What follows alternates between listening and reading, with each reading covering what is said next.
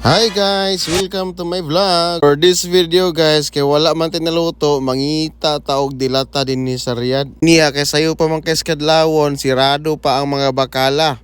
Kaning bakala guys, mo ni tawag nila din sa Riyadh guys, bakala sa ato pa sa Sari store. Unya kay wala man gid milay malabyan sa Suliman niya raman gyud nya ang bakala naaraman din ni, ay din ni ta mo palit. Og nangita ko dinig tuna guys, wa ko'y makita 555 tuna ra gyud. Unya ang presyo kay 10 real gay wa man tay lain, so sa ato na lang ging kwaon para makakaon tag pamahaw. Dayon kay gibayra naman ato na lang ipakita sa ato ang pinalangga nga asawa kung approve ba niya ni. Pero mura magi-approve gamay pero gamay nalay gamay nga reklamo. Nya kay napalit naman di ato na lang ging dalon sa balay, ato na siyang lutuon og sagulan og duha ka itlog.